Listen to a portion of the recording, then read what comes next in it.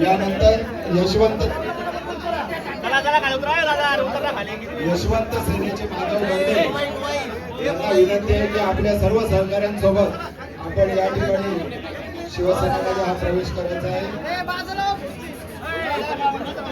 माधव गंडे यांचं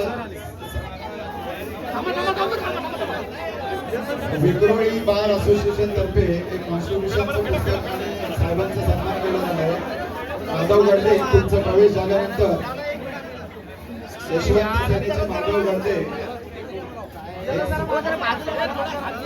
गंडे यांच्याकडून आदरणीय साहेबांना धनगर समाजाची जी मानाची भोंगडी असते ती या ठिकाणी सन्मान केला गेलेला आहे आदरणीय साहेबांचा। यशवंत सेनेच्या सर्व पदाधिकाऱ्यांचे सर्व जिल्हाध्यक्षांचे संभाजी खंडेकर,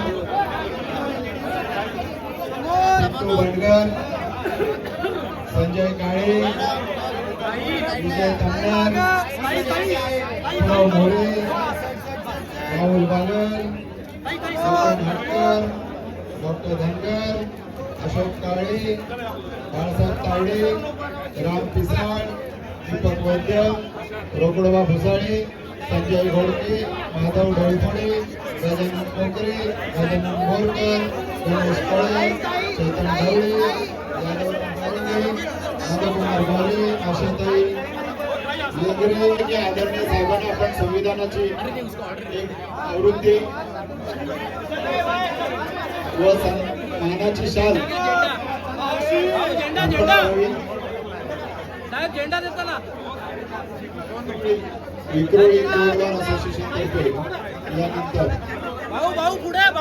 पूर्वी यशवंत सेनेची ही सगळी मंडळी जी आहेत त्यांच्या शिवसेनेमध्ये भगवा झेंडा हातात देऊन भगवा झेंडा खांद्यावर घेऊन हस्ते या ठिकाणी शिवसेनेत हा जाहीर प्रवेश झालेला आहे। शिवरायांच्या स्वराज्यामध्ये धनगर समाजाचा मोठा वाटा होता आणि तशाच पद्धतीने आदरणीय साहेबांच्या नेतृत्वाखाली शिवसेनेमध्ये हा धनगर समाज सगळा एकवटला जात आहे।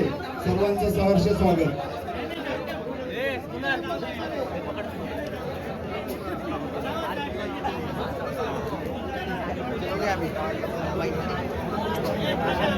आदरणीय साहेबांच्या नेतृत्वाखाली छत्रपती शिवरायांच्या स्वराज्यामध्ये धनगर समाजाने अतिशय मोलाचा वाटा उचललेला होता। तशाच पद्धतीने शिवसेना मुख्य नेते राज्याचे कर्तव्यकार उपमुख्यमंत्री आदरणीय एकनाथ शिंदे साहेबांच्या नेतृत्वाखाली ही मंडळी हिंदुत्वाचा ध्यास घेऊन शिवसेनेमध्ये सामील झालेली आहेत।